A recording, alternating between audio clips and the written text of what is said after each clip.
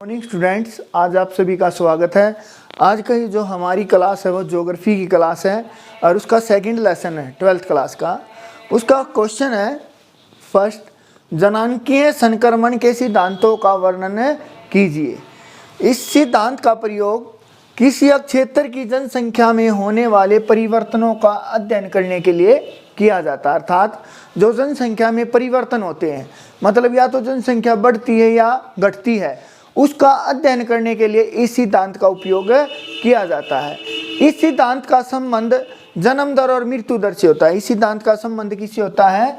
जन्म दर और मृत्यु दर से होता है। अर्थात यह जन्म दर बढ़ेगी जब भी जनसंख्या में परिवर्तन होगा, मृत्यु दर घटेगी या बढ़ेगी जब भी जनसंख्या में परिवर्तन होगा। इस सिद्धांत की 3 अवस्थाएं होती हैं। प्रथम अवस्था होती है प्रथम,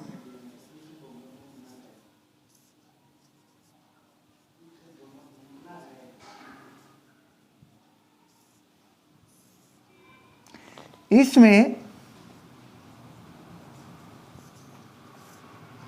जन्म दर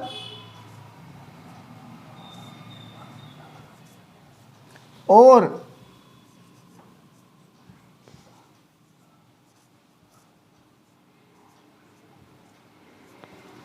मृत्यु दर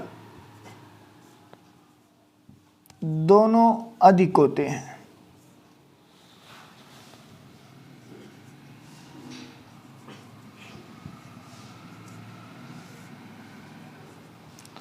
दोनों अधिक होती है।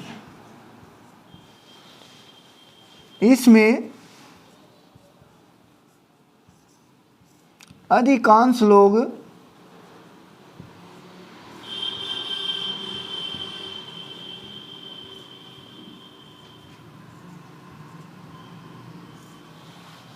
कृषि पर निर्भर होते हैं।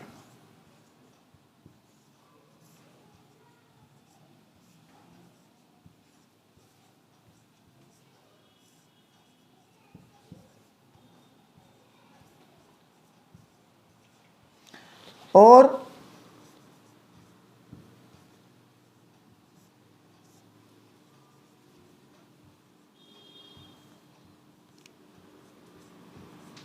अधिकतर लोग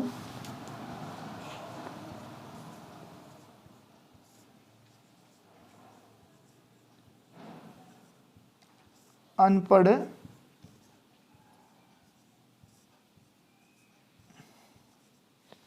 होते हैं।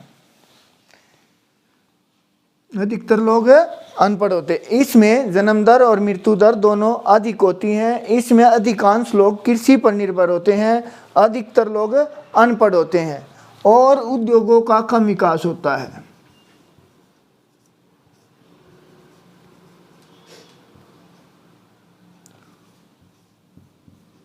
उद्योगों का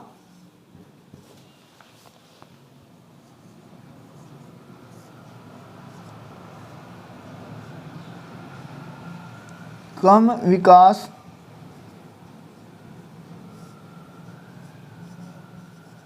होता है और जीवन प्रत्याशा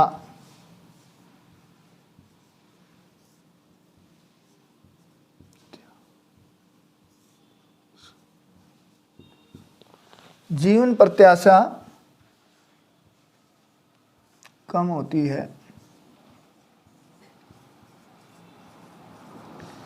यह अवस्था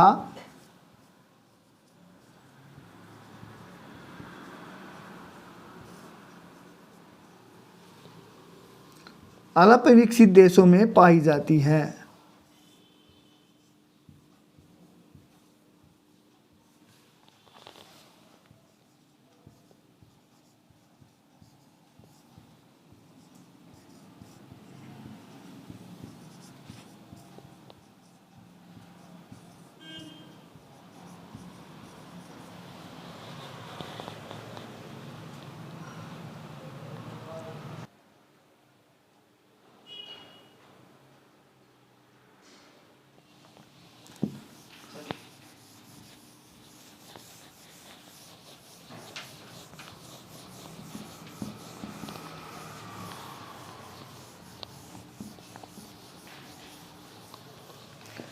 उसके बाद है द्वितीय अवस्था।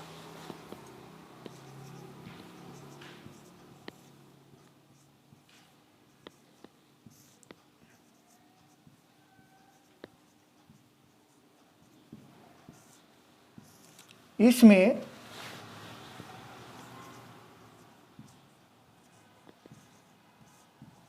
जन्म दर ज़्यादा होती है,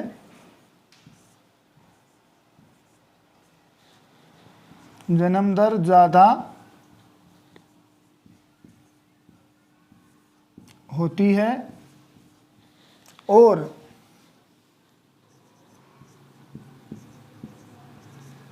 मृत्यु दर कम होती है।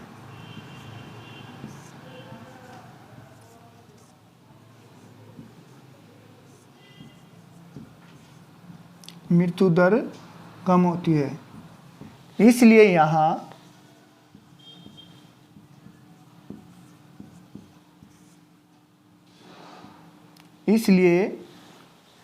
इस अवस्था में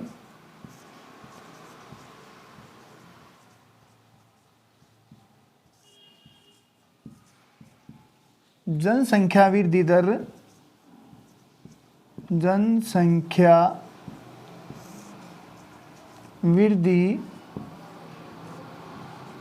दर ज़्यादा पाई जाती है।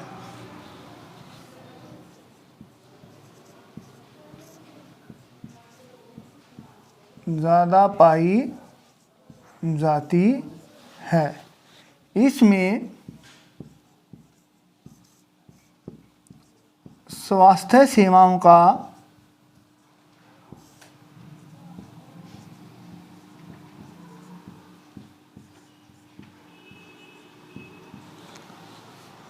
पूर्ण विकास होता है।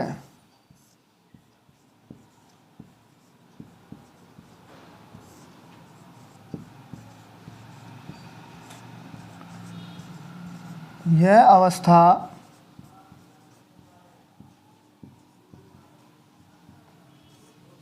विकासशील देशों में पाई जाती है।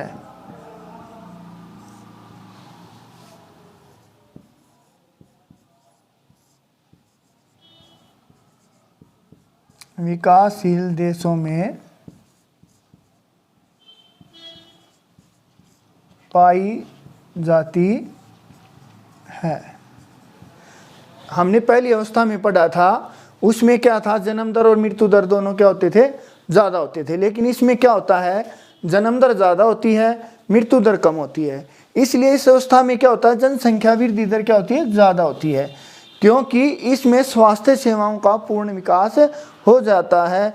यह अवस्था विकासशील देशों में पाई जाती है। उसके बाद है हमारी तृतीय अवस्था।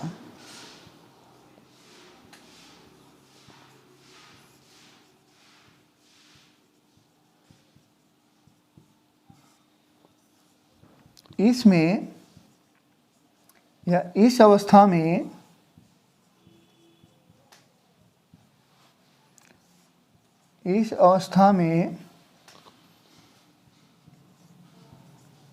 जन्म दर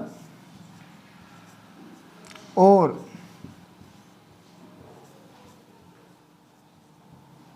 मृत्यु दर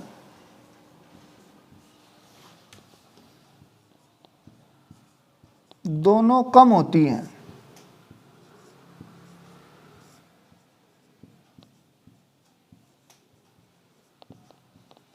इसमें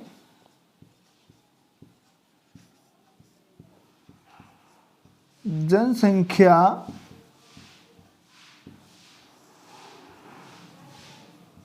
वृद्धि दर न के बराबर होती है।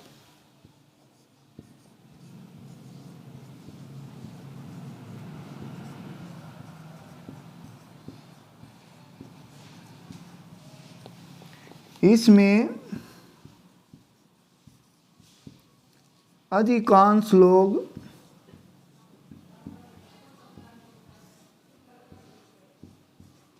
शिक्षित होते हैं।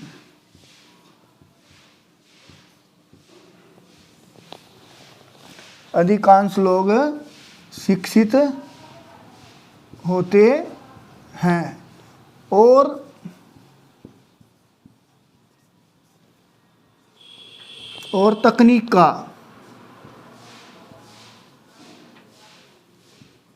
तकनीक का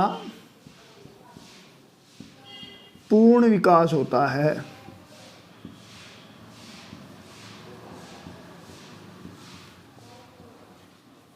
यह अवस्था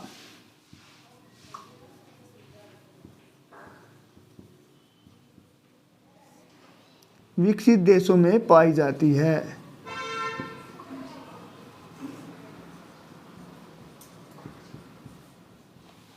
विकसित देशों में पाई जाती है। हमने पढ़ा था जनांकीय संक्रमण के सिद्धांत का वर्णन कीजिए। मैंने बताया था जनांकीय संक्रमण सिद्धांत का अर्थ होता है जिसमें क्या होता है, जनसंख्या में जो परिवर्तन होता है उसका अध्ययन किया जाता है, उसे जनांकीय संक्रमण कहते हैं। इसका संबंध जन्म दर और मृत्यु दर से होता है। या तो जन्म दर ज़्यादा होती है या मृत्यु दर कम होती है, या मृत्यु दर ज़्यादा होती है और जन्म दर कम होती है। इस सिद्धांत की 3 अवस्थाएं होती हैं।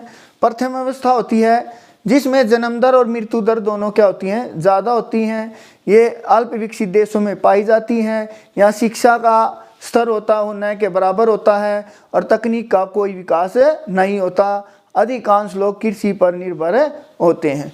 उसके बाद द्वितीय अवस्था, इसमें जन्म दर तो ज़्यादा होती है लेकिन मृत्यु दर क्या होती है, कम होती है। इस अवस्था में जनसंख्या वृद्धि दर ज़्यादा होती है। जब जन्म दर ज़्यादा है और मृत्यु दर कम है तो क्या होगी, जनसंख्या वृद्धि दर ज़्यादा होगी। क्यों होती है, क्योंकि इसमें स्वास्थ्य सेवाओं का पूर्ण विकास होता है। यह विकासशील देशों में पाई जाती है। उसके बाद तृतीय अवस्था, इस अवस्था में जन्म दर और मृत्यु दर दोनों कम होती है। जनसंख्या वृद्धि दर न के बराबर होती है। इसमें अधिकांश लोग क्या होते हैं, शिक्षित होते हैं। तकनीक का पूर्ण विकास होता है। यह विकसित देशों में पाई जाती है। इसके याद करने का तरीका है, पहली अवस्था में क्या है, दोनों ज़्यादा हैं।